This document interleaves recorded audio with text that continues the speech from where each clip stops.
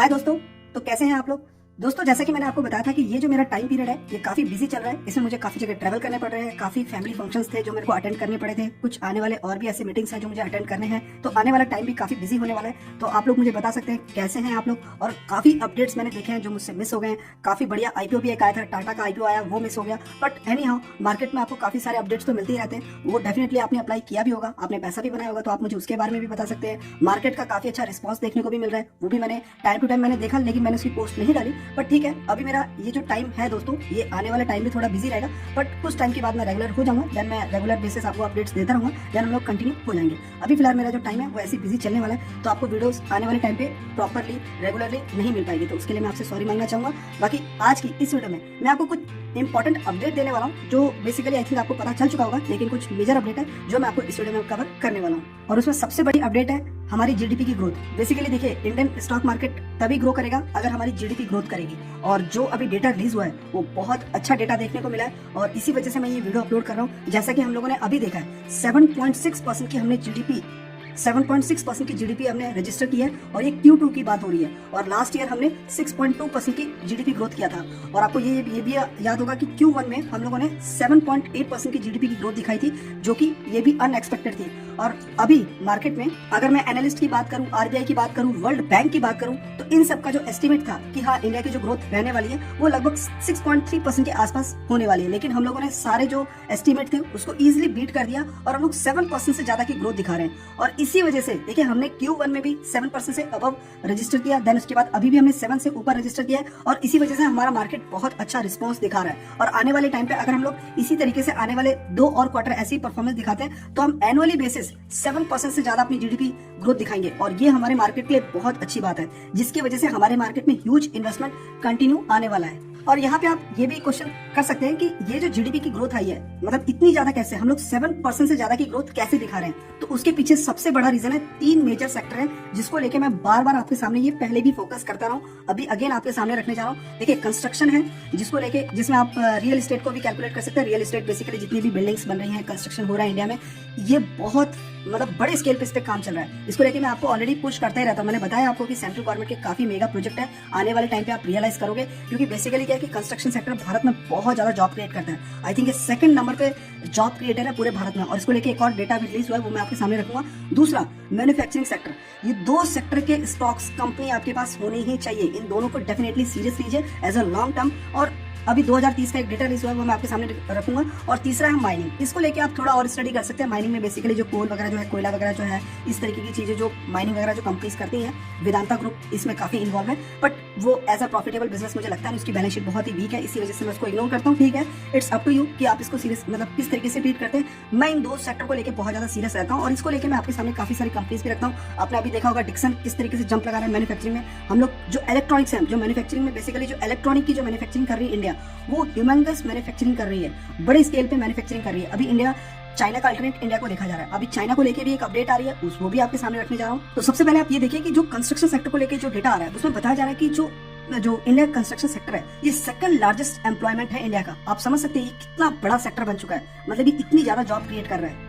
और ये भी बताया जा रहा है कि आने वाले टाइम पे अगर हमारा कंस्ट्रक्शन इसी तरीके से ग्रो करता रहा, जिस स्पीड से हम अभी ग्रो कर रहे हैं, अगर इसी तरीके से ग्रो करता रहा, तो 2030 कोई ज्यादा दूर नहीं है, 2024 आ गया है। ओनली 6 ईयर, सिर्फ 6 साल के अंदर अंदर ये मार्केट का जो सेक्टर है, जो अगर मैं कंस्ट्रक्शन सेक्टर की बात करूं जिसमें रियल एस्टेट है, इसमें आप पूरा A to Z ले सकते हो। कंस्ट्रक्शन में सारी कंपनीज आती हैं, आपको पता ही किस तरीके की कंपनी हम लोग स्टडी करते हैं। $1 ट्रिलियन का इसका मार्केट साइज पहुंच जाएगा, और ये राइट टाइम है इन्वेस्टमेंट करने के लिए। ऑलरेडी हम लोग बहुत अच्छे टाइम पे इन्वेस्टमेंट करके बैठे हुए। अभी भी आप इसको अपॉर्चुनिटी को मिस मत कीजिए, स्टडी करते रहिए।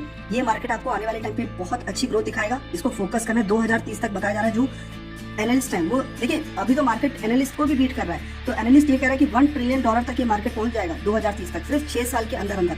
तो ये एक बहुत ही अच्छा हम लोग को डेटा देखने को मिल रहा है। मुझे लगता है आप लोगों को इसके ऊपर ध्यान देना चाहिए। अब जैसा कि मैंने बताया, देखिए ये तो हो गया, एक साइड हो गया मार्केट का पॉजिटिव। अब दूसरी साइड है मार्केट का एक नेगेटिव फैक्टर भी है, वो भी हमें थोड़ा ध्यान देना चाहिए। इंडिया के लिए नहीं है, बट बेसिकली चाइना के लिए।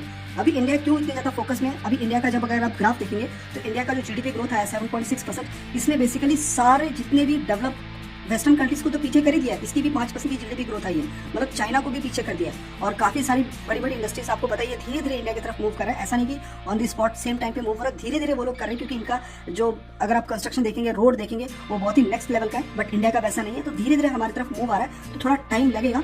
अभी जो न्यूज आ रही है उसमें बताया जा रहा है कि इसके और इसके बीच में एक बहुत बड़ा ट्रैवल बैन लग सकता है। और अगर ये ट्रैवल बैन लगता है तो इसका असर मार्केट में तो होगा ही होगा, और उसका हम लोगों को फायदा उठाने के लिए रेडी हो जाना चाहिए। क्योंकि आने वाले टाइम पे आपको हो सकता है कि ये जो मार्केट अभी 20,000 पे देखने को मिल रहा है, मैं बहुत ही हैप्पी हूँ कि मार्केट हमारा 20 से ऊपर ट्रेड कर रहा है। एंड हमारा पोर्टफोलियो बहुत अच्छे तरीके से ऊपर जा रहा है। मैं कभी कभी पोर्टफोलियो देख पा रहा हूँ। सोचिए, अब मैं आईपीओ को लेकर इतना एक्टिव नहीं हो पाया, मैंने बस ये देखा कि मार्केट 20 से ऊपर जा रहा है और बहुत ही अच्छा लगा।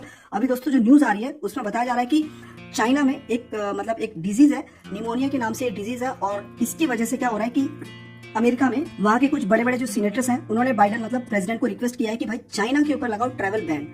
क्योंकि लास्ट टाइम जब कोविड-19 में, जब 2019 में जब ये कोविड आया था, उस टाइम पे भी जो ट्रम्प था उसको मालूम था, मतलब उसने ट्रैवल बैन के बारे में सोचा था, बट बिकॉज ऑफ अपोजिशन वो ट्रैवल बैन नहीं कर पाया। और अभी सेम सिचुएशन अभी दोबारा अमेरिका पे आ रही, क्योंकि ये जो चाइना और अमेरिका के बीच में ट्रैवल बहुत ज्यादा है। यहाँ से लोग यहाँ आते हैं, और अभी यहाँ पे ये जो डिजीज है जिसकी वजह से अभी चाइल्ड में कुछ प्रॉब्लम्स आ रहा है, निमोनिया, लंग्स में कुछ प्रॉब्लम आ रहा है, वहाँ के हॉस्पिटल्स में रश देखने को मिल रहा है। और इसकी वजह से यहाँ पे अभी वैसा सिचुएशन आ जाए जैसा 2019 में आया था। और इसी वजह से ये लोग पहले ही अलर्ट हो रहे हैं। जो अमेरिका है, यहाँ पे जो सीनेटर्स हैं, इन्होंने बताया बाइडेन को कि भाई चाइना के ऊपर ट्रैवल बैन लगाओ, यहाँ पे कुछ एक बड़ी बीमारी फिर से चल रही है। और इसके बारे में चाइना ये कह रहा है कि कुछ भी प्रॉब्लम नहीं है, आराम से ट्रैवल कर सकते हैं। और जैसा कि आपको पता है कोविड में भी उनका कुछ इसी तरीके से स्टेटमेंट आया था चाइना का। अभी सेम स्टेटमेंट वो लोग रिपीट कर रहे हैं कि ये कोई प्रॉब्लम नहीं है, कोई बिग प्रॉब्लम नहीं है, बट हाँ ये प्रॉब्लम है, इसका ट्रीटमेंट अभी नहीं मिल रहा है। तो हो सकता है आने वाले टाइम पे आपको ट्रैवल बैन देखने को मिले, और जब ट्रैवल बैन होगा तो मार्केट इसको अप्रिशिएट नहीं करेगा, मार्केट में गिरावट देखने को मिल सकती है। दोनों फैक्टर हमें ध्यान में रखना चाहिए। और अच्छी बात क्या है कि मार्केट ने बहुत अच्छा रिस्पॉन्स दिखाया। दूसरी तरफ अगर मैं डेटा की बात करूँ तो हाँ, एक तरफ पूरी दुनिया ये बोल रही है कि ग्रोथ में इतनी तेजी देखने को नहीं मिलेगा, थोड़ा स्लो ग्रोथ मिलेगा, लेकिन वहाँ पे हमारा इंडिया ने एक अलग ही परफॉर्मेंस दिखाया, बहुत ही अच्छा परफॉर्मेंस देखने को मिला है, 7% से ज्यादा।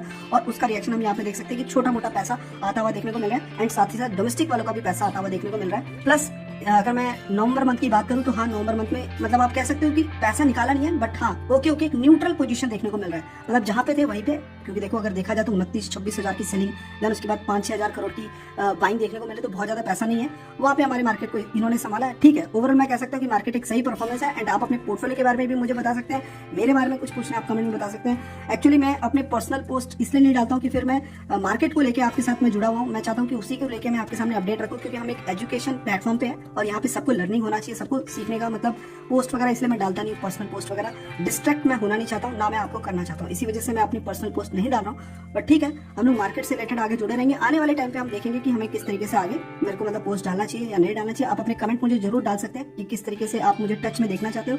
बाकी मार्केट से रिलेटेड काफी अच्छा है, आने वाले टाइम पे हो सकेगा तो कंटिन्यू वीडियो बनाऊंगा। अभी मार्केट का रिएक्शन काफी बढ़िया देखने को मिल रहा है। जो भी आईपीओ आपको मिला है, तो अगर बहुत अच्छा लॉट मिला है, मतलब 1-2 लाख लगाया, तो कुछ पार्शियली आप प्रॉफिट बुक कर सकते हो, क्योंकि जो टाटा का जो आईपीओ लिस्टिंग हुआ है वो 150% से ज्यादा की लिस्टिंग दिखाया, एंड वहाँ पे प्रॉफिट बुकिंग जरूर आएगी, तो रेडी रहेगा, उसमें थोड़ी बहुत प्रॉफिट बुकिंग आएगा। तो कोई है तो उसमें पार्शियली अपना प्रॉफिट बुक कर सकता है, और अगर लॉन्ग टर्म रखना चाहते हो तो रख सकते हो, क्योंकि इसका पी थोड़ा ऊपर चला गया लिस्टिंग होते ही, तो इस चीज़ को भी आपको पता होना चाहिए।